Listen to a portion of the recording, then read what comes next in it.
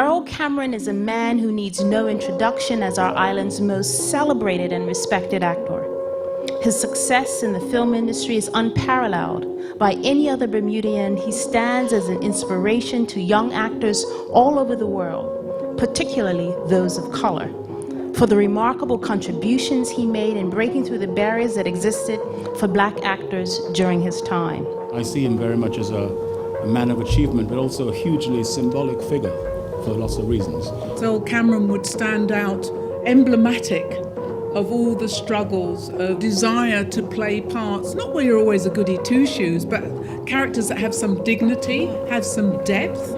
But the fact that he and others of his generation refused certain parts, it helped change perception just a little bit.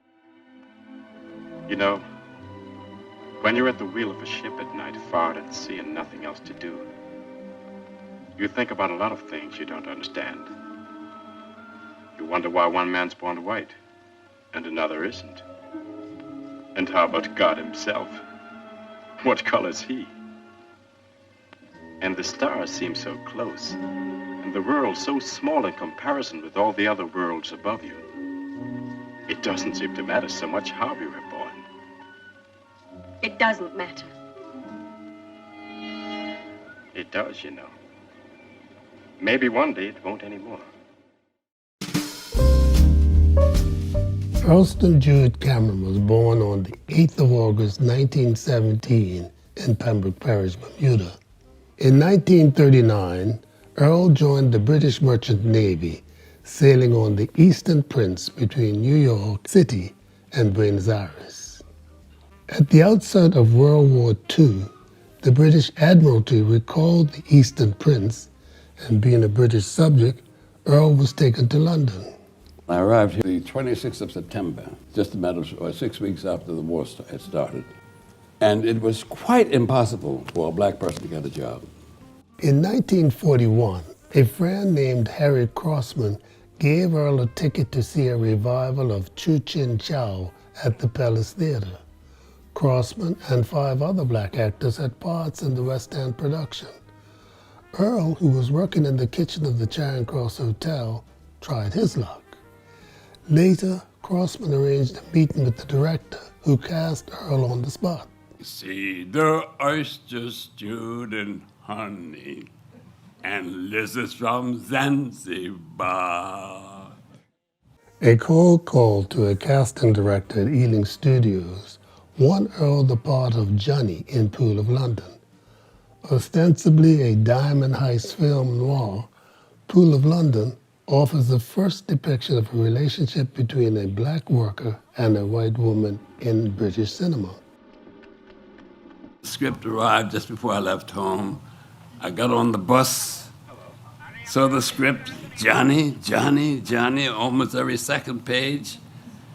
I said, this I've got to get. The Greenwich Meridian.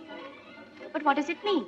It means that everything starts from here, goes right around the world and comes back here.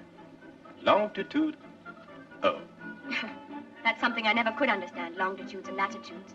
And why should it be just here? I don't know why. And I don't really understand about longitudes either, except they help to tell you where you are.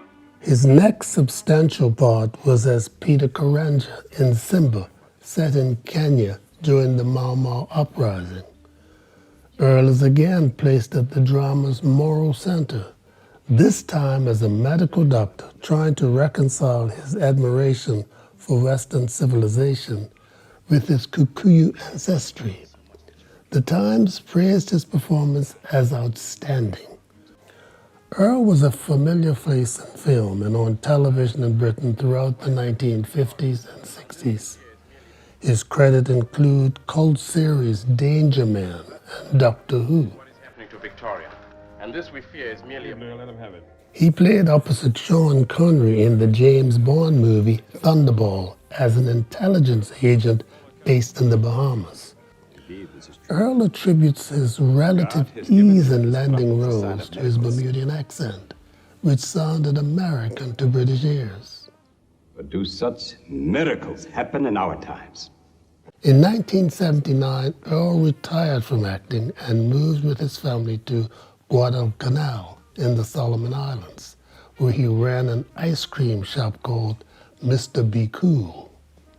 When his wife Audrey died of breast cancer in 1994, he returned to England and resumed acting, still appearing in films at 93 years old, more recently Inception in 2010.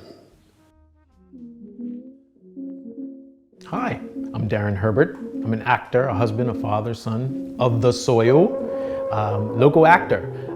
I've been at it for at least, coming up on 20 years. Earl Cameron, as a professional, refusing to do parts that he found demeaning or racially insulting. It did make a difference for performers who were coming after him. He probably felt the effects of it in his time. People like him, Paul Robeson, Sidney Poitier. It gives me the power to be able to stand up and say in the moment, let's slow our roll. I don't know how big you want my eyeballs in this photo shoot, but the fact that you keep repeating bigger eyeballs is making me ask the question, what are you going for? Because I may or may not be done with that. So let's discuss. He made it possible. It's better than washing dishes. And this is show business, and this is where I belong. I was straight away initiated into the world of theater.